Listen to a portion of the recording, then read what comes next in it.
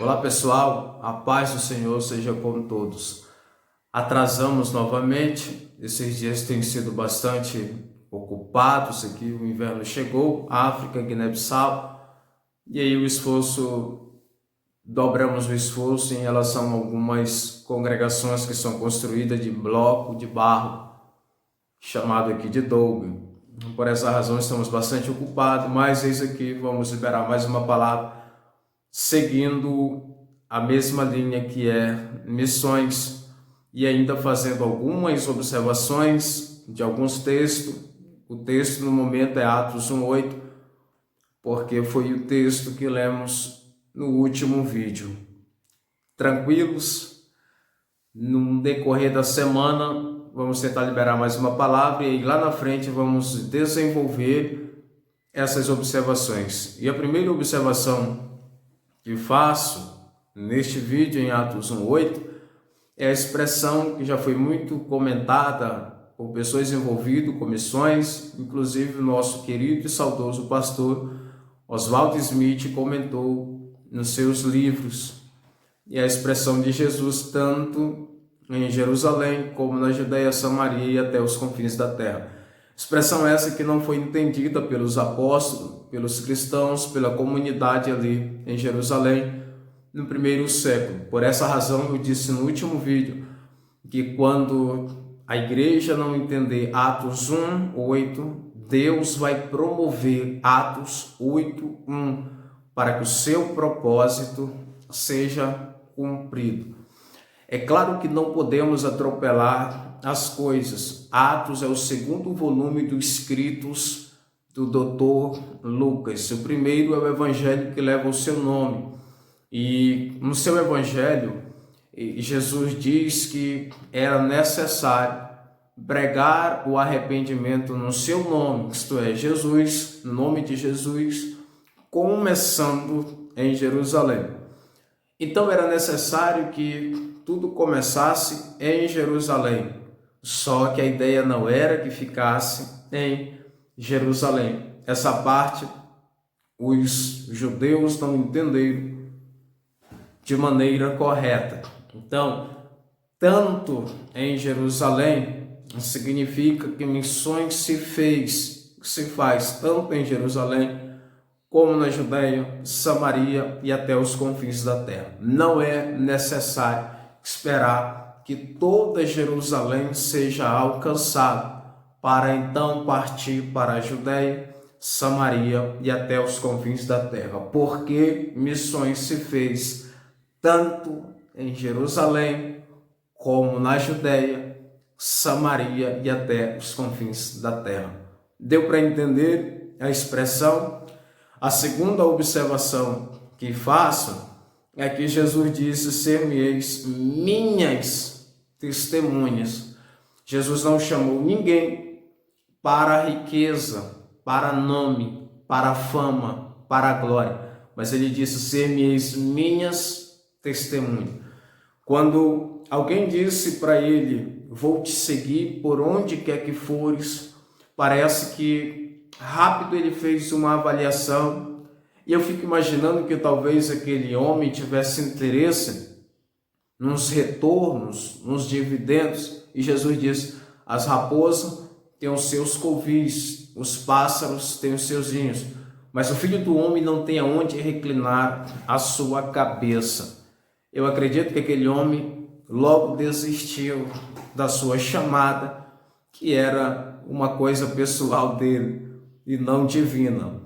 A palavra testemunha significa Martim. Eu sei, e você também sabe pela palavra, que Deus prospera, que Deus dá peso ao nome, isto é, torna a pessoa conhecida, afamada. Todavia, o propósito em relação à obra missionária não é esse. Os discípulos, os apóstolos e milhares de cristãos dos primeiros séculos, eles viveram ao pé da letra esta palavra, ser-me-eis Martim. Eles foram martirizados por amor ao Evangelho, por amor ao seu Senhor Jesus Cristo.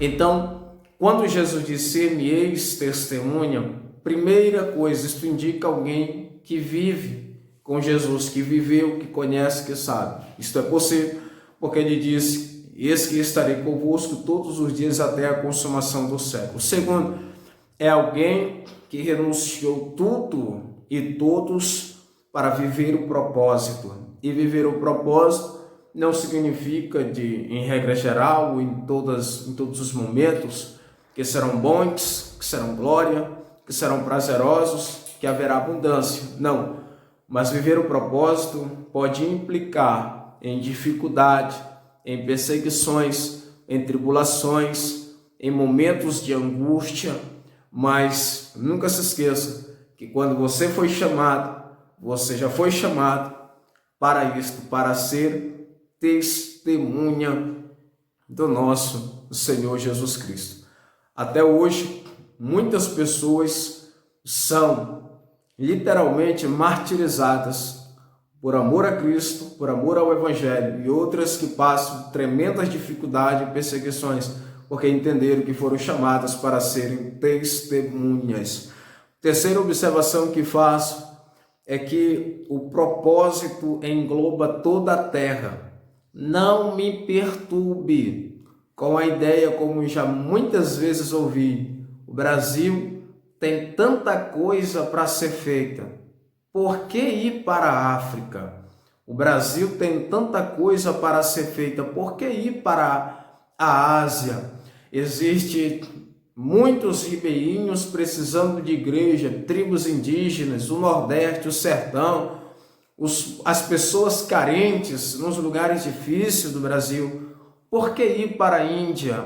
Por que ir para outros países? Porque o propósito engloba toda a terra. Missões será feito em toda a terra. Por vezes buscavam Jesus e dizia: todos te procuram. E Jesus, ao invés de retornar, sinalizava a próxima aldeia, o próximo vilarejo, porque era necessário que os demais também ouvissem. E quando todos estavam acomodados, na multiplicação dos pães e peixes, tem comida, tem Jesus presente, a provisão está ali, estão acomodados, de repente Jesus surge e diz: entre para o barco e atravessemos para o outro lado. Jesus sempre estava visualizando o outro lado, o outro vilarejo, as outras pessoas, a outra área ainda não alcançada. O propósito engloba toda a terra.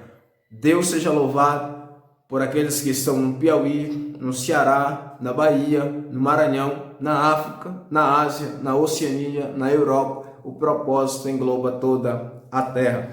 A quarta observação que faço está no versículo 7, que Jesus responde a eles, porque no versículo 6 ele diz a Jesus: é nesse tempo que restaurarás o reino a Israel? E Jesus responde: não vos compete conhecer tempos ou época que o Pai reservou pela sua exclusiva autoridade, mas recebereis poder ao vir sobre vós o Espírito Santo.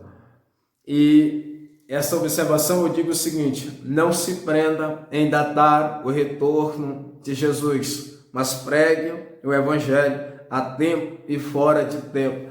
Não se prenda em datar o retorno de Jesus, mas creia, busque e receba a promessa: mas recebereis sobre vós poder. E este poder tem como objetivo a propagação do Evangelho. Não se prenda em datar a volta de Jesus, mas se ocupe santificando a sua vida pela oração, pela palavra, pela comunhão com o Espírito Santo e ensinando, propagando essa santidade sem a qual ninguém verá o Senhor. Não se ocupe em datar o retorno de Jesus, mas se ocupe em evangelizar sua rua, seus amigos, sua cidade, seu bairro e o campo que você está trabalhando para o Senhor. A quinta observação que faço é que missões não é a extensão da sua denominação, e sim estender o reino. Isso significa que você pode ajudar missionários que estão envolvidos na obra, mas são de uma outra denominação. Acredito que você já deve ter ouvido história de pastores não permitirem irmãos de outro campo, ainda que da mesma denominação, virem evangelizar naquela área que está a sua igreja, por desculpa dizer que aquilo faz parte da sua área, do seu campo. Então compete a eles evangelizar. Missões não é a extensão da sua congregação, do seu nome, não é a extensão do seu campo. Quando entendemos o propósito, nos importamos com vidas reconhecendo Jesus como Senhor e Salvador. E quando entendemos o propósito, então nós quebramos as barreiras, as fronteiras, porque passamos a entender que missões é a extensão do reino para a glória do nosso Senhor Jesus Cristo. Portanto, seja alguém que entenda, é claro, a ideia e os propósitos da sua denominação, da sua liderança, da sua congregação, da sua própria visão. Todavia, entenda que o propósito de Deus está acima dos nossos propósitos. E o propósito dele que estou destacando aqui é que todas as pessoas sejam alcançadas. Torne isso possível dentro da sua realidade. Missões não é a extensão da sua congregação, do seu campo, que é bom fazer isso, porque estendendo ela, certamente o reino também está sendo estendido, mas missões de modo geral é a extensão do reino em toda a parte da terra. Deus te abençoe e eu te espero no decorrer da semana.